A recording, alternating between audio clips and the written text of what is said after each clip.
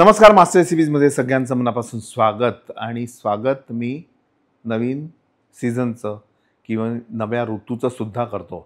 कारण प्रत्येक नवीन ऋतू नवीन भाजी, नवीन फळं, नवीन धान्य घेऊन येतो, नवीन वातावरण घेऊन येतो आणि मन प्रफुल्लित होतं. आणि हे एवढं लंबचवढं काही सांगत नाही, मी सरळ सांगतो. आता हळदीचा सीझन आहे, हळद आलेली आहे बाजारात, ओली हळद.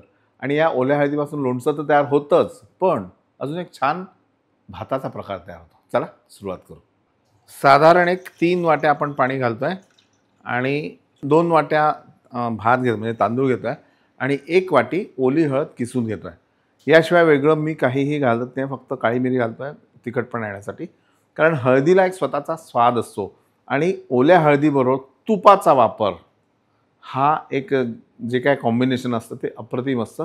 आपण टेस्ट करतोय. सगळ्यात पहिले पाणी, मग त्यामध्ये लिंबाचा रस, तूप, तांदूळ, नंतर हळद. लिंबाचा रस, साजूक तूप घालतो यामध्ये,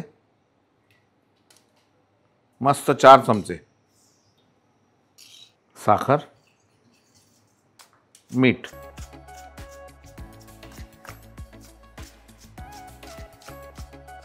आणि थोडी काळी मिरी. That's it. हे छान उकळलं की यामध्ये आपण तांदूळ घालू. पाण्याला उकळी आली की त्यामध्ये हा अर्धा तास भिजवलेला तांदूळ,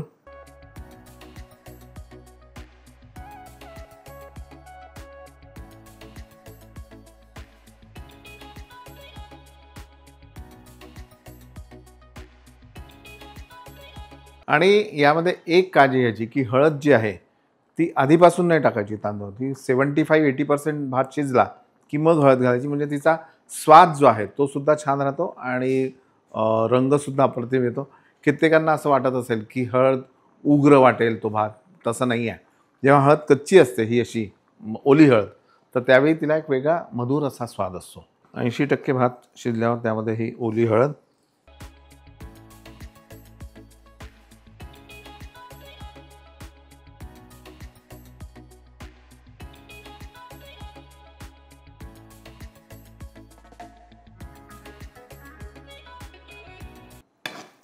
हे व्यवस्थित एकत्र करून आपण छान पुन्हा उरलेला 20% भात जो आहे तो मंद आचेवर शिजवू.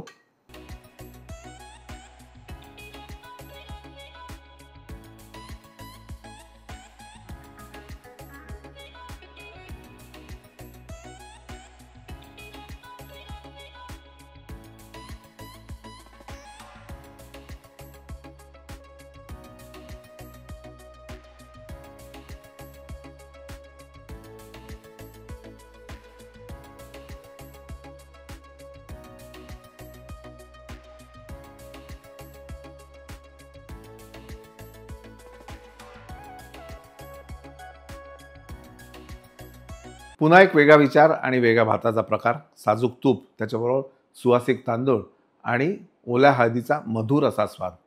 नक्की करा आणि केल्यानंतर कमेंट करायला विसरू नका. लाईक करा, सबस्क्राईब करा, शेअर करा. पाहत राहा मास्टर रेसिपीज. नमस्कार.